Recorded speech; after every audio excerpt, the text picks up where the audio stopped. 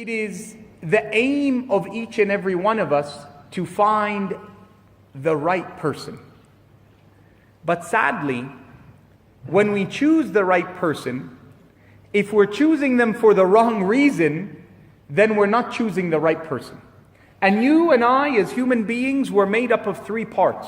We are a mind, a body, and a soul. And if you choose one aspect of you as a human being in greater worth over the other, you are out of balance, and you will find that the person you have chosen is going to lead you away from that balanced, ideal life.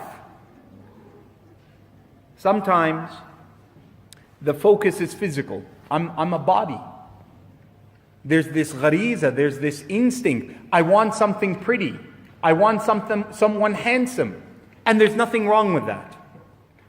But if I choose that at the expense of the mind, mashallah, she's beautiful, but it's like I'm talking to a wall. Subhanallah.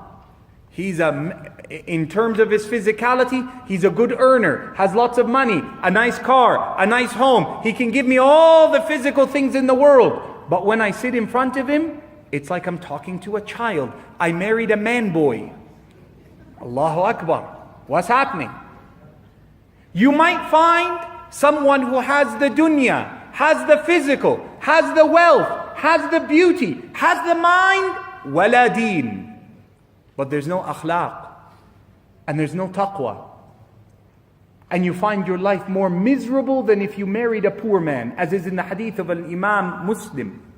A man walked by in front of the Prophet ﷺ عن بعد, at a little bit of a distance. فقال النبي صلى الله عليه وسلم لأصحابه كيف تقدرونه. What do you think of this man? فقالوا هو من أشرافنا. He's from our noble people. إن شفع قبلنا. If he was to speak to me on behalf of someone, I would listen. وإن استنصح سمعنا. And if he gives nasiha, I'd listen. And if he اختطب, he comes to ask for my daughter, my sister, I would be happy, honored this man marries from my family. فسكت النبي صلى الله عليه وسلم. The Prophet didn't say anything. After a while, another man walked by. What do you think of this one? فقالوا يا رسول الله صلى الله عليه وسلم ليس من أشرافنا. He's not from the ساداتنا, the top of our people. If he was to speak, we wouldn't listen. If he was to counsel, we wouldn't pay attention. If he was to ask for someone from my family, we'd be insulted. فقال النبي صلى الله عليه وسلم أما هذا فوحده خيرا من ملء الأرض من الآخر. This one man that you all put down, with your eyes you don't see his piety and righteousness, with what you see with your eyes of the material of the dunya, this man by himself is more important to Allah than the whole world covered with the other one. Sallallahu Alaihi Wasallam. You are a mind and a body and a soul.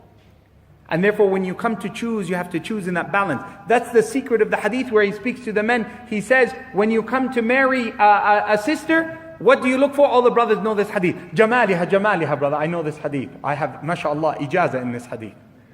Jamaliha, wa maliha, wa hasabiha, nasabiha, wa diniha, wadfar bidhat ad-din. And they forget the meaning of this hadith. When the Prophet ﷺ is saying jamaliha, he's saying don't marry someone who's mashallah so beautiful, and you know yourself when you look in the mirror you get scared. You're like Allahu Akbar, and you're going for what's wrong with you, akhi? Have some balance. Maliha, she's mashallah her whole life driving and you're rickshaw, and she's mashallah a chauffeur, and you're assalamu alaikum. What's wrong with you, akhi? No kafa'a. Her money's her money, it's not your money anyway. Her hasab, her family is one culture, one, and you're totally different place, have nothing, no connection between you and them. And you're coming forward. The Prophet ﷺ said you have to consider this when you come to get married. And the thing you have to consider the most is her deen. So balance.